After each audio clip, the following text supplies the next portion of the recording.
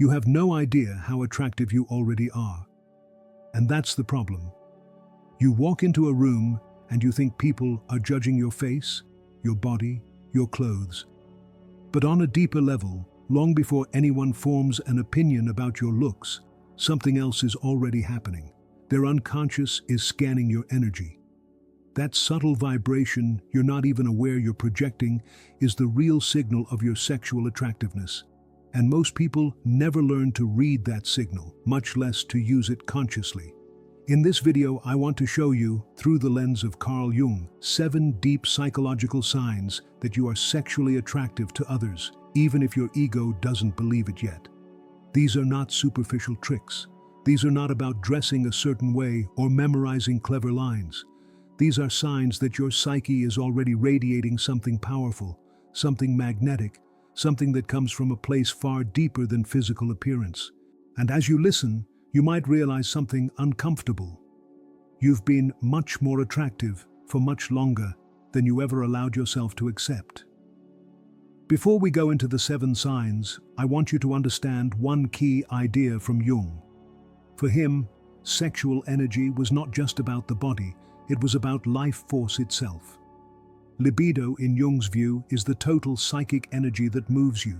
Your desires, your imagination, your creativity, your hunger for connection, your intuition. Sexual attraction is simply one way that energy becomes visible between people.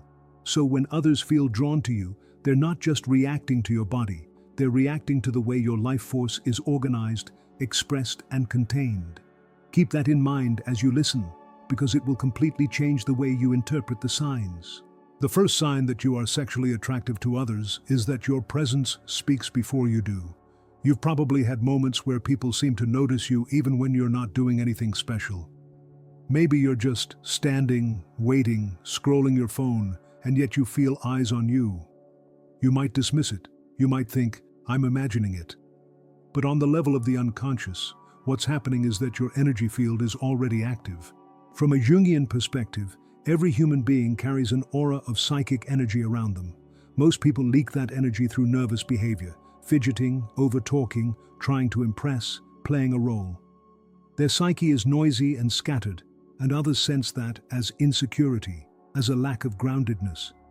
But when your energy is more integrated, when you are not at war with your own sexual nature, your presence becomes quieter on the surface and stronger underneath. You don't need to perform. You don't need to overcompensate. You simply exist in a way that feels centered. Other people feel that. They may not consciously know why they are looking at you, but their unconscious feels a kind of inattention. There is something about you that is not fully explained by the obvious, something unspoken.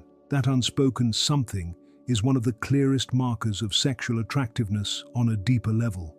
It's not how loud you are, it's how present you are. The second sign is that you are at ease with your own body without needing to show it off or hide it. Most people are trapped in one of 2 extremes.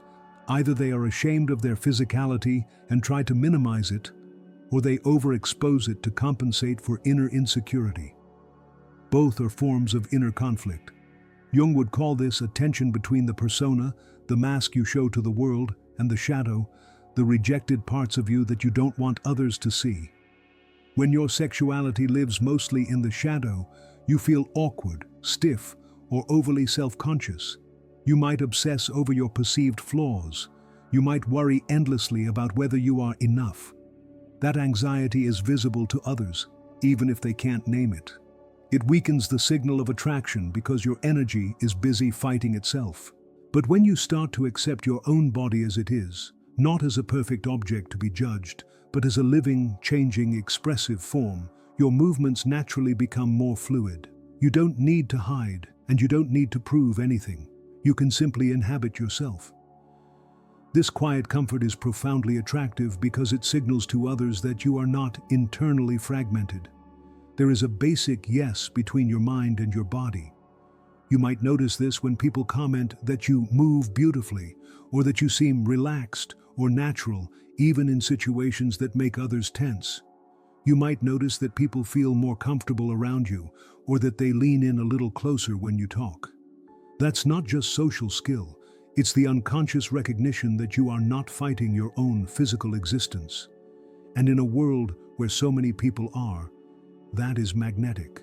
The third sign is that people project ideal images onto you very quickly. Jung called this the Anima and Animus, the inner feminine in men and the inner masculine in women.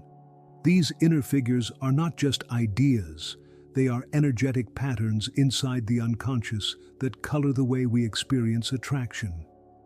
When someone is sexually attractive on a deep psychological level, they tend to activate these archetypal images very strongly in others. What does that look like in daily life?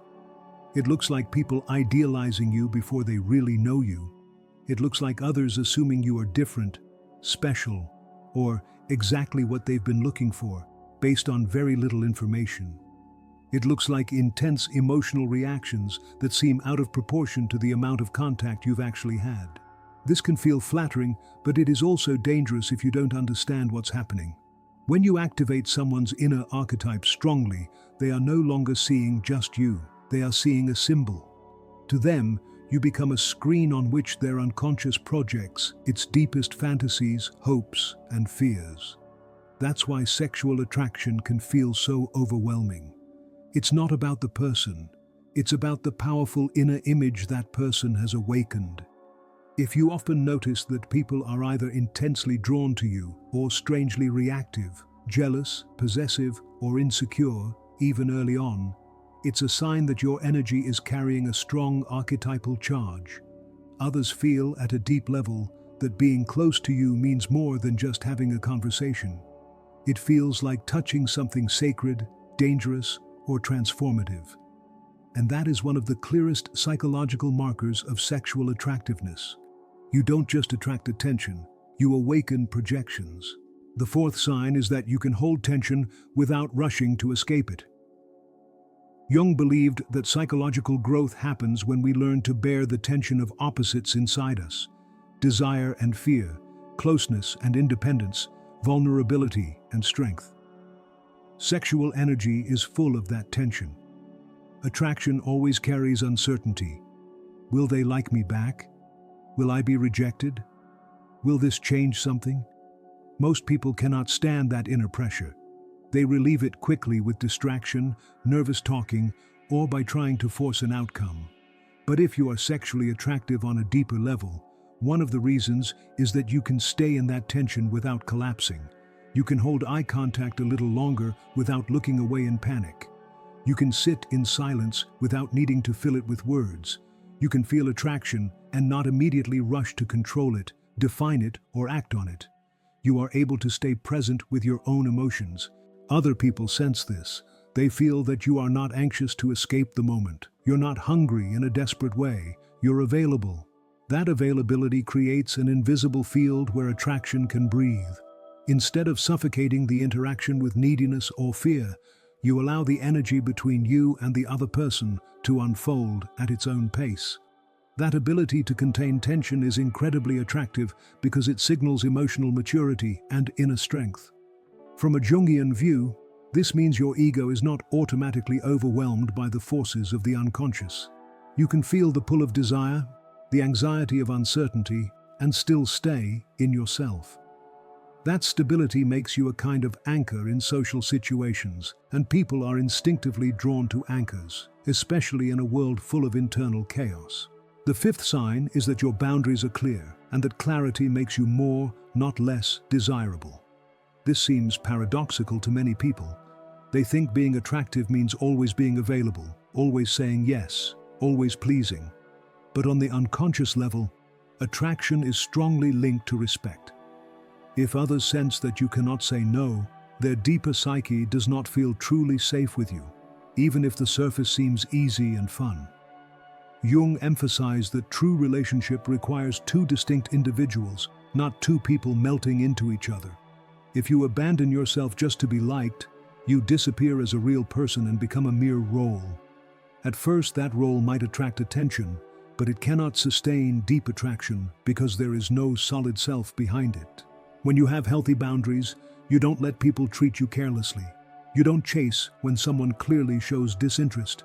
You don't sacrifice your values just to be chosen. You can feel attracted and still protect your dignity. This doesn't make you cold. It makes you real. At an unconscious level, it signals that your energy is not cheap. It has value, and it will not be given to just anyone. That sense of value is deeply compelling to others. They may not admit it, but they intuitively understand that gaining access to your inner world requires effort, honesty, and consistency. And precisely because it's not automatic, it feels meaningful. Your no gives weight to your yes. Your boundaries amplify your attractiveness because they show that you belong to yourself. The sixth sign is that your creative energy is alive, and people can feel that vibrancy in everything you do. Jung saw libido not just as sexual charge, but as the raw fuel of imagination, creation, and transformation. When that energy is blocked or repressed, people become dull, rigid, predictable. They may look attractive on the outside, but something about them feels lifeless. There is no spark. When your sexual energy is more integrated, it naturally overflows into other areas of your life. You feel driven to create, to build, to explore. You are curious, inspired, expressive. This doesn't mean you have to be an artist in the traditional sense. It simply means that you approach life with a certain intensity and openness. The way you talk, the way you think, the ideas you're excited about, the projects you pour yourself into. Others sense this as a kind of inner brightness. They might say you're passionate, inspired, or full of life. They may be drawn to the way your eyes light up when you speak about something you care about. That light is your libido, your life force, shining through your personality. It's one of the strongest signs of sexual attractiveness because it shows that being close to you means being close to life itself. And on the deepest level, attraction is always about life, about being pulled toward what feels more alive, more real, more meaningful. The seventh sign is perhaps the most subtle and the most powerful. You provoke both attraction and resistance in others. Some people are deeply drawn to you, fascinated by you, unable to stop thinking about you. Others may feel intimidated, uncomfortable, or even reactive in your presence without knowing why. This polarity is not a sign that something is wrong with you. It's a sign that your energy is strong enough to stir the unconscious in others. Jung taught that anything carrying a strong charge of libido also awakens the shadow, all the fears, insecurities, and unresolved conflicts that people have not yet integrated. When someone feels sexually drawn to you, their unconscious might simultaneously fear losing control, being rejected, or being forced to confront their own wounds, so they feel both pull and push at the same time. If you notice that some people seem unusually nervous around you, or that they act strangely cold after a moment of warmth, or that they overreact to small things you say or do, it can be a sign that you are touching deep layers in them. You're not just nice or interesting. You're confronting them with parts of themselves they are not ready to see. Paradoxically, this mixture of attraction and resistance is often what makes you unforgettable. Even if someone tries to distance themselves from you, they might find that their mind keeps returning to you. Not because you manipulated them, but because their own unconscious is still processing what your presence awakened in them. Now, as you reflect on these 7 signs, something important might be happening inside you. You might recognize yourself in many of them, yet part of you wants to argue, "That can't be me. I don't look like the people who are usually called attractive. I've never been the popular one. I feel insecure all the time." That inner resistance is exactly where Jung would tell you to pay attention. Because the ego, the conscious part of your identity, often has a story about who you are that is decades out of date.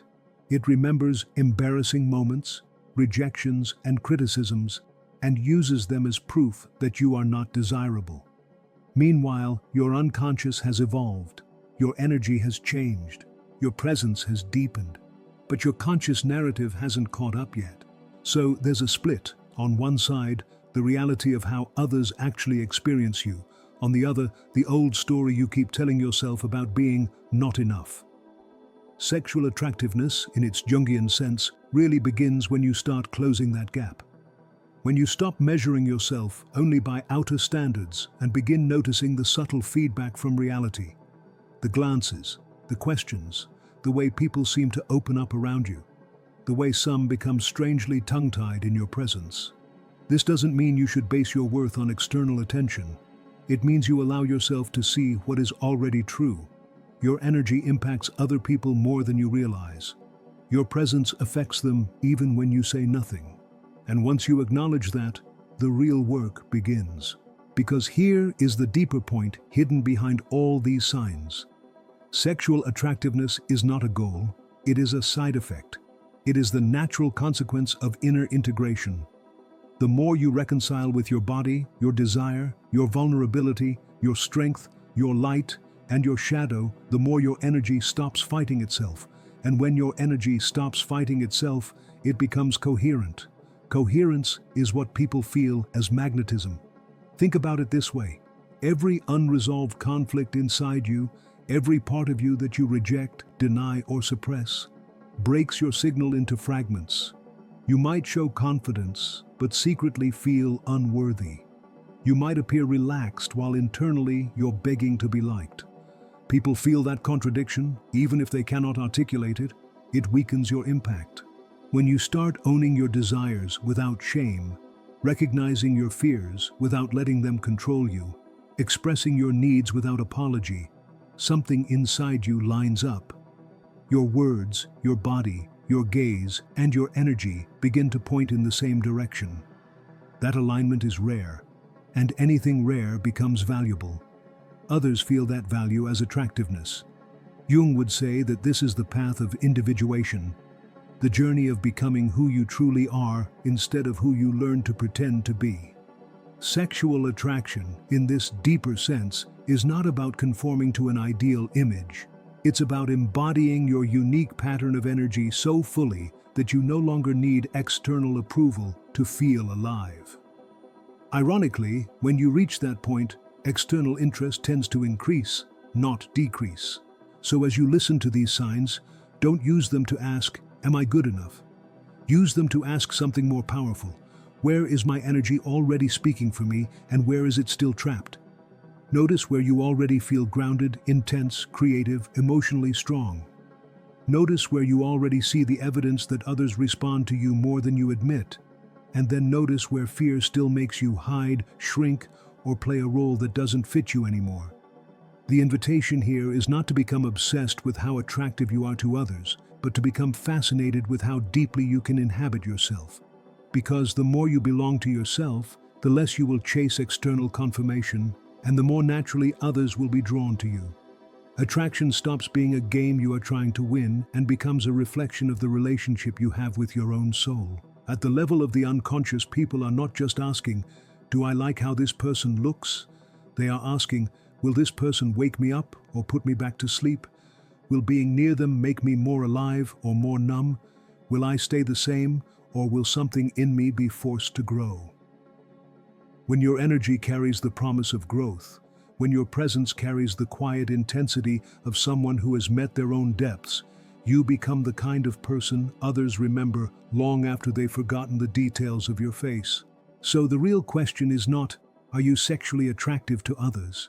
The real question is, what are you going to do with that attraction? Will you use it to feed your ego, to collect validation, to repeat the same patterns of shallow connection?